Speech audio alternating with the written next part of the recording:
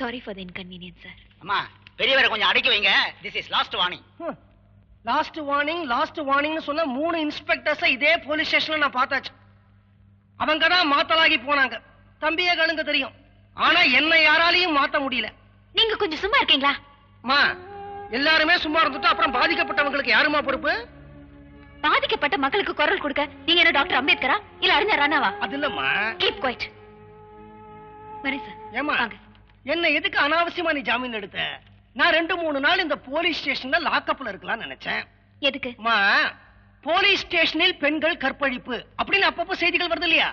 இந்த போலீஸ் ஸ்டேஷன்ல அந்த மாதிரி ஏதாவது நடக்குதா அப்படின்னு கவனிச்சிருப்பேன்.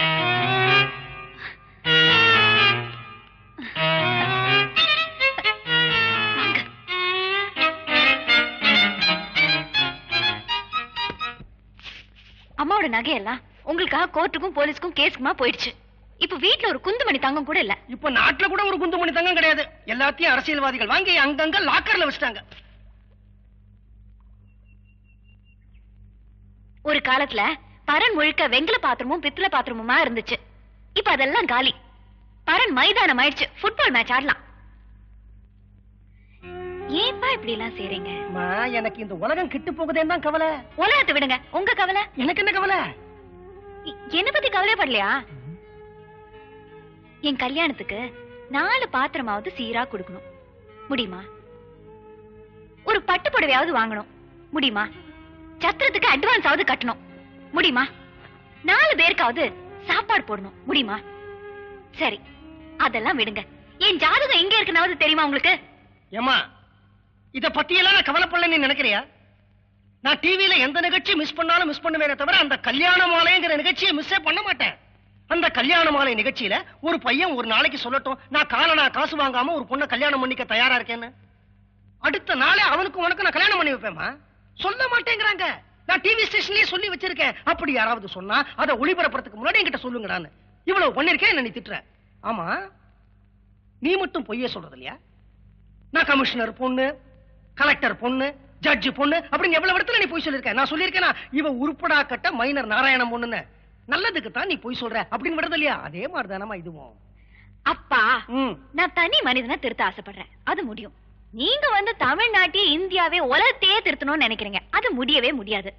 வேணும்னா யாராவது வாய்க்கிழிய பேசலாம் அரட்டை அரங்கத்துல, அவ்வளவுதான். சரிப்பா, ஊருக்கு நல்லது செய்யணும்னு நினைக்கிறீங்க இல்லையா? நம்ம ஏரியாலே படிக்காத 4 பேரை நான் தேடுறேன். அவங்களுக்கு படிப்பு சொல்லி கொடுங்க. ஆனா ஊருக்கு தூரமா இருக்கிற கோயில் மண்டபத்துல. இது என்னோட ஆர்டர். அப்பா, இங்க வாங்க. ரேஷன் கடைக்கு போனீங்களா? உங்களை தான் கேட்டுட்டு இருக்கேன். போனீங்களா? சாப்பிட்டுக்கிட்டே பேசலாமே. போல. போனேன். சண்டை? சண்டை இல்லம்மா, சாதாரணமா தான் கேட்டேன். என்ன கேட்டீங்க? மனுஷனுக்கு சோறு திங்கறதா முக்கியம். அந்த சோத்துக்கான ரேஷன் ஷாப்பு ஒரு ஏரியாவுக்கு ஒண்ணுதான் வைக்கிறீங்க. ஆனா குடிக்கிறதுக்கு 10 கடைக்கு பர்மிட் தரீங்களேன்னு கேட்டேன். இத சாதாரணமா கேட்டீங்க. இது என் சந்தேகம் இல்லம்மா, பொம்பளைங்க சந்தேகம், அதான் கேட்டேன். சரி, அரிசி என்னாச்சு? அரிசி அடுத்த வாரம் வருமா? சீனி போன வாரமே தீந்து போயிடுச்சான். மண்ணெண்ணெய் துபாயில இருந்து கப்பல் இன்னும் கிளம்பலையாம். பாம் ஆயில் வந்து மகாமகத்துக்கு ஒரு தடவை தான் வருமா, அது குறிஞ்சி பூவான். அப்ப என்னதான் தருவாங்களா? அரசியல்வாதிங்க மேடைக்கு மேடை வாக்குறுதிகளை நிறைய தருவாங்களாம். சரி, அந்த ரேஷன் கார்டு கொடுங்க. அப்பா, ரேஷன் கார்டு. ஒண்ணு இல்லம்மா, நாங்க கேட்கறது எதையுமே தர மாட்டேங்கிறீங்க, எல்லாத்தையும் சைட்ல வித்துறீங்க. இந்த ரேஷன் கார்டை மட்டும் எதுக்கு கொடுத்துருக்கீங்க? இதை நாங்க திங்க முடியுமா? மக்கள் என்ன கழுதிகளான்னு கேட்டு அந்த ரேஷன் கார்டை கிழிச்சு அவன் தலையிலேயே போட்டு வந்துட்டேன். முறைக்காத, இப்பவே போய் ஒட்டி எடுத்துட்டு வந்துடுறேன்.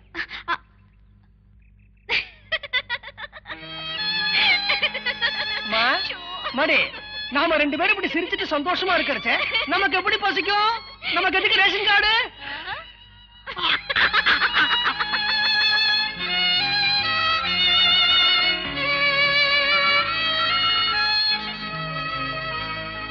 மஞ்சம்மா பிரசாதம் எடுத்துக்கோங்க. என்ன கொண்டுடுறோம்?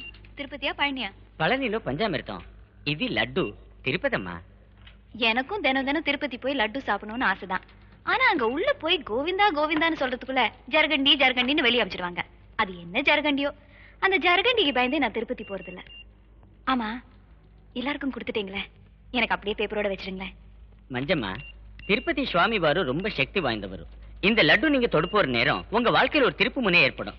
அப்படி ஏற்படலைன்னா கொண்டல் ராவங்கிற நான் பேர் நான் மாத்திக்கிறேன். எப்படி சுண்டல் ராவ்னா?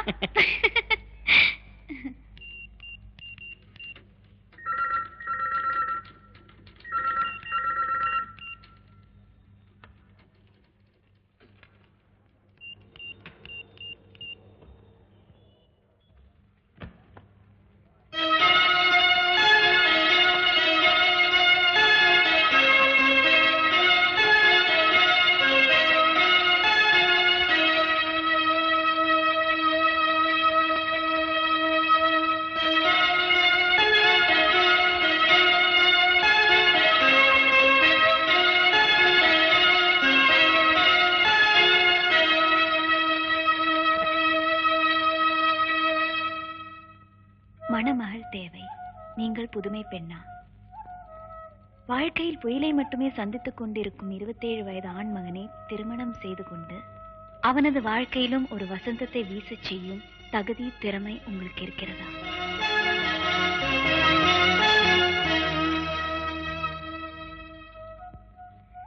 ஜாதி, மதம், இனம், மொழி, படிப்பு என்ற வேண்டாத வேலிகளை போட்டு என்னை நானே ஊனப்படுத்திக் கொள்ள விரும்பவில்லை. முதலில் வரும் அப்ளிகேஷனுக்கு முன் உரிமை தரப்படும்.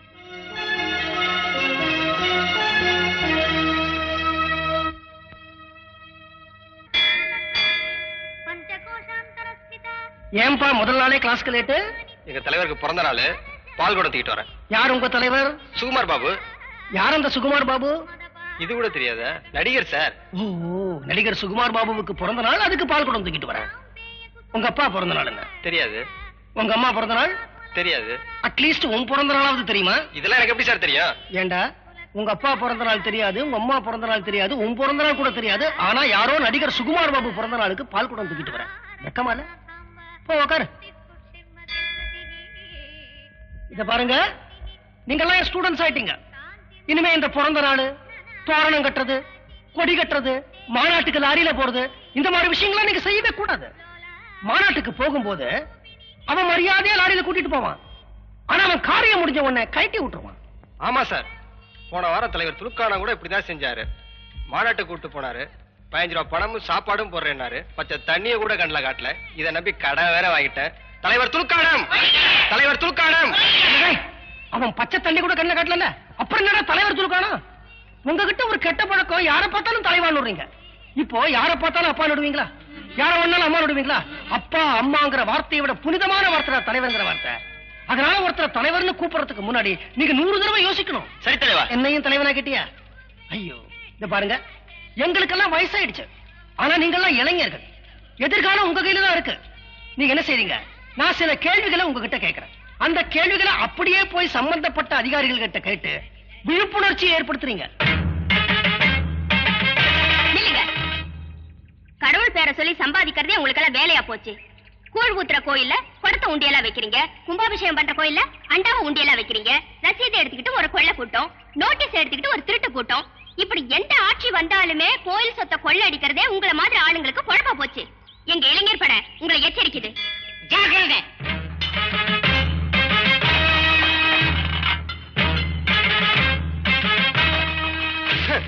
இது அரசாங்கம் கட்டுற கட்டடம். ஆனா இதுக்கு ஒதுக்கப்பட்ட செங்கல், சிமெண்ட், ஜல்லி, ஏன் பாண்டு கூட சில பேர் வீடுங்க கட்ட போகுது. கான்ட்ராக்டர் வேற லஞ்சம் வாங்குறீங்க. வாரம் வாரம் உங்களை எங்க இளைஞர் பட எச்சரிக்கிறது, ஜாக்கிரதை.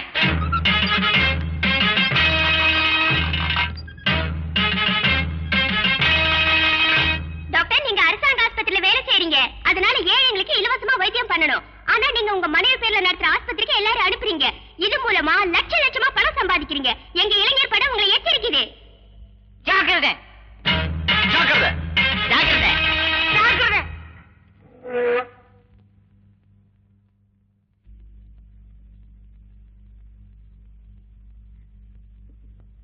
கொடுத்திருக்கேன்ல, என்ன சந்தோஷமான சமாச்சாரம்னு கேட்க கூடாதா? என்ன பொறுத்த வரைக்கும் இந்தியாவுக்கு ராணுவ ஆட்சி வர்றதுதான் சந்தோஷமான சமாச்சாரம். வந்துருச்சா? அப்பா, என் கல்யாண விஷயமா தான் ஸ்வீட் கொடுத்தேன். இந்த வக்கில்லாத அப்பனை நம்பி பிரயோஜனம் இல்லைன்னு லவ் பண்ண ஆரம்பிச்சிட்டியாமா? எனக்கு எங்க அப்பாவை தவிர வேற யாரையும் லவ் பண்ண தெரியாது.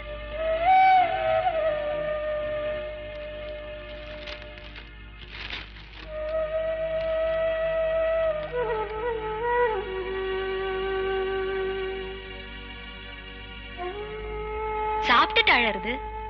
அழுதுகிட்டே சாப்பிட்ட அப்ஜெக்ஷன் இருக்கா?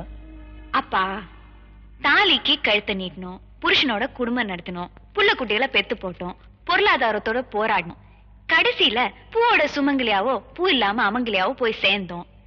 அப்படிங்கிற எரும மாட்டு வாழ்க்கை உங்க பொண்ணுக்கு பிடிக்காதுப்பா. இன்னைக்கு இந்தியாவுல 199 பேர் அந்த எரும மாட்டு வாழ்க்கை தான் வாழ்ந்துட்டு இருக்காங்க. அவங்க எல்லாம் மைனர் நாராயணனோட பொண்ணு இல்லையே. பேப்பர்ல வந்து விளம்பரத்துக்கு பதில் போடுவோம், ஆள் வரட்டும், விசாரிப்போம், அப்புறமா முடிவெடுப்போம்.